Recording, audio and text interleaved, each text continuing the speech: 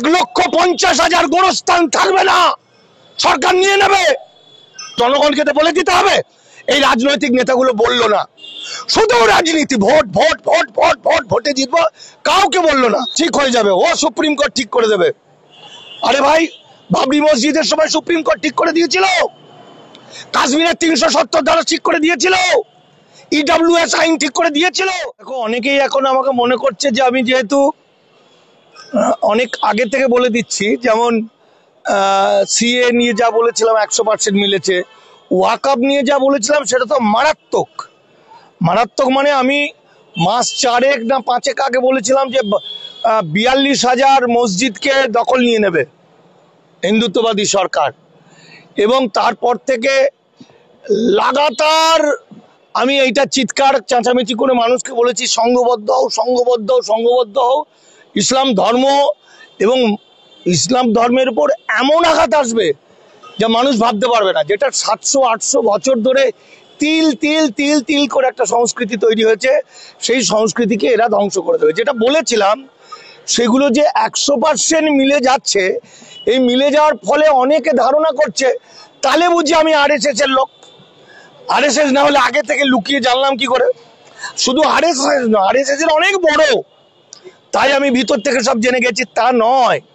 আসলে যে কোনো লোকই বলতে পারবে, যদি আইন কানুনগুলো পড়ে, যদি সাদা চোখে দেখে, দু চোখ খুলে কেউ যদি বিচার বিশ্লেষণ করে, কোনো একটি রাজনৈতিক দৃষ্টিতে নয়, তাহলে সে সত্যিটা দেখতে পাবে।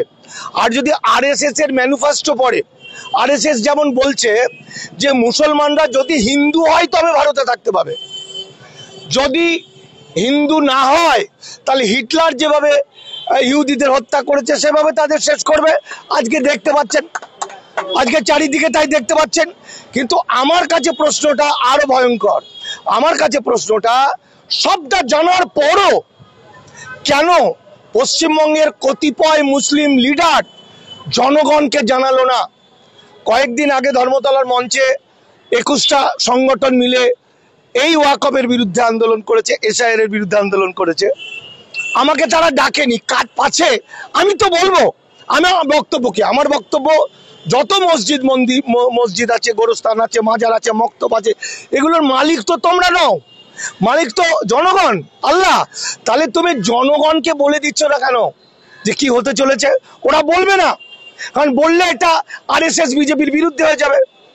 যদি ওরা বিশ্বাস করে যায় তাহলে এই যে লক্ষ কোটি কোটি মানুষ যে পুরো বিজেপির পার্টি অফিস জ্বালিয়ে দেবে, তাহলে বিজেপির ক্ষতি হবে। ওরা আমাকে আমন্ত্রণ করলো না, বললেও না, অথচ এই ওয়াকআপ নিয়ে আমার গবেষণা, আমার বই এবং বিভিন্ন জায়গায় আমি বক্তব্য রেখে রেখে বেড়াই। আজকে দেখুন, আমি খুব অবাক হলাম, আজকে নিউ মার্কেটের এখানে প্যালেস্টাইন নিয়ে খুব বড় সভা হলো ইসলাম ধর্মাবলম্বী। এর চেয়ে ভালো কাজ হতে পারে না। নিশ্চয়ই প্যালেস্টাইনের মা, বাচ্চা সবাইকে যেভাবে হত্যা করছে ইসরায়েল, তার বিরুদ্ধে সারা পৃথিবীতে সোচ্চার হবে, ঠিক। কিন্তু পাশাপাশি গত পরশুদিন সুপ্রিম কোর্টের রায়ের মধ্য দিয়ে আমার ভারতবর্ষ থেকে ইসলামটাকেই ঘুচিয়ে দিল চিরকালের জন্য। আমার পরশুদিনের রায়ের মধ্যে দিয়ে বুঝিয়ে দিল 1,20,000 মসজিদ ভারতবর্ষে আর থাকবে না। সংখ্যা কত? 1,20,000। 1,50,000 গোরস্থান থাকবে না, সরকার নিয়ে নেবে। অমিত পোর্টাল দিয়েছে, পোর্টালে জমা করতে হতো দলিল দস্তাবেজ, কার কাছে নিয়েছি, কে দিয়েছে, 300 বছর, 400 বছর, 500 বছর আগেকার তো দলিল নেই। কারণ ইসলাম ধর্মটা তো ওয়াকফ সম্পত্তি তো ইমানের উপর ভিত্তি করে, সুতরাং দিতে পারবে না। আরে ভাই, দিতে পারবে না, কিন্তু জনগণকে তো বলে দিতে হবে। এই রাজনৈতিক নেতাগুলো বললো না, শুধু রাজনীতি, vote vote vote vote vote, ভোটে জিতবো, কাউকে বললো না। আমি যখন বললাম এইগুলো মানুষকে বলে দাও, মানুষ ঠিক করবে, তোমার পুরো এই মসজিদটা থাকবে না, ভাবতে পারছেন? এই পাক সার্কাসের যে কবরস্থানগুলো থাকবে না। এবং মারাত্মক বিষয় হচ্ছে, যতবার ওদের বলছি ততবার বলছে ও ঠিক হয়ে যাবে, ও সুপ্রিম কোর্ট ঠিক করে দেবে। আরে ভাই, বাবরি মসজিদের সময় সুপ্রিম কোর্ট ঠিক করে দিয়েছিল, কাশ্মীরের 370 ধারা ঠিক করে দিয়েছিল, ইডব্লিউএস আইন ঠিক করে দিয়েছিল। এটা হিন্দুত্ববাদী আরএসএস এর, তারা গোটা ভারত থেকে মুসলমানদের ডিটেনশন ক্যাম্পে ভরতে চাইছে, মুসলমানদের ধর্মান্তকরণ করতে চাইছে, যাতে মুসলমানরা মাটি না পায়, যাতে কবর দিতে না পারে তাহলে পোড়াতে হবে, যাতে মসজিদে নামাজ পড়তে না পারে তাহলে একত্রিত হতে পারবে না। সেই আইনটা হয়ে গেছিল। তারপরে এখন কি করলো, এরা মামলা করেছিল মুসলিম ভাইরা, সেই মামলার প্রেক্ষিতে বলে দিল যে ওয়াকফ বাই ইউজার, যেটা বিশ্বাসের ওপর, যেটা বিভিন্ন ব্যবহারের উপর যে ওয়াকফ সম্পত্তি, সেটা কিছু করা যাবে না। মানে 90% চলে গেল, 90%। মানে 1.5 লক্ষ মসজিদ, 1.5 লক্ষ কবরস্থান, 1,20,000 মসজিদ চলে গেল।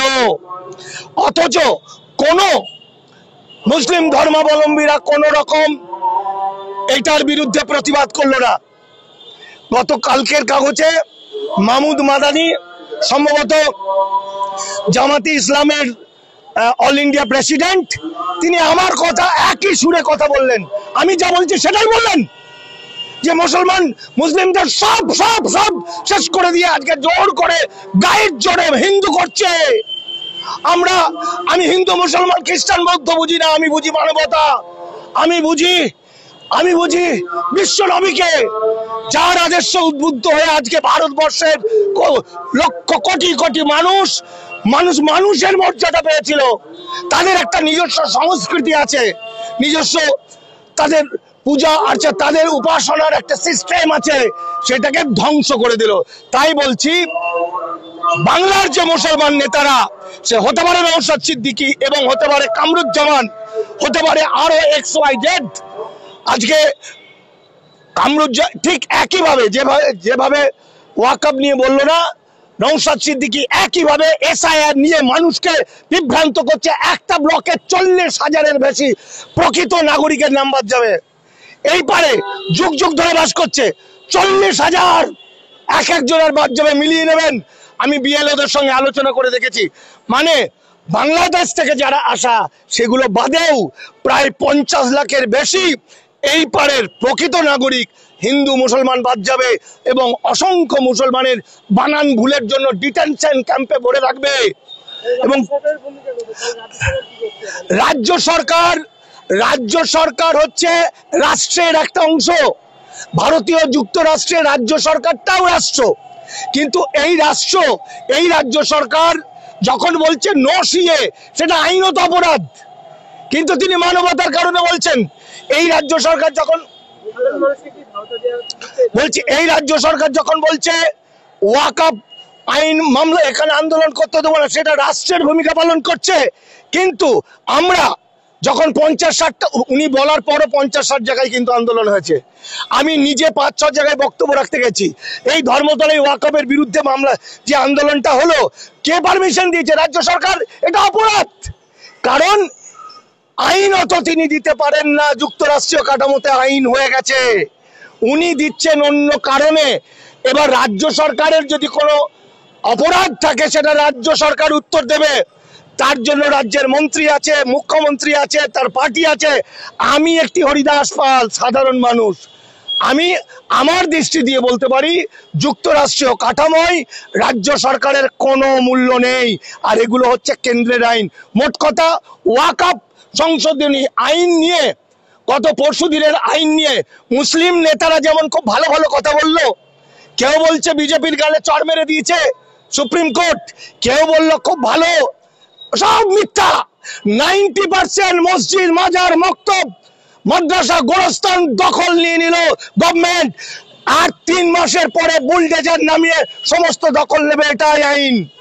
এটাই আইন হয়ে গেল গত পরশু দিনের।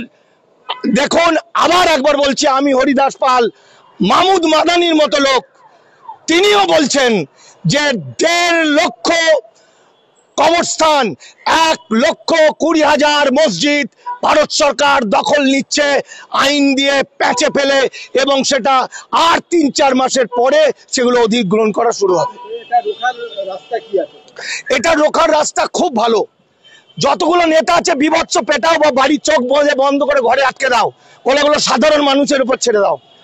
সাধারণ মানুষ, কেউ চা বিক্রি করে, কেউ ঠেলা চালায়, কেউ সাধারণ কোনো একটা অফিসের ক্লার্ক, এই সাধারণ মানুষ কোটি কোটি, তারা যদি ইচ্ছা করে দুদিনে সমস্ত ঠিক করে দিতে পারে।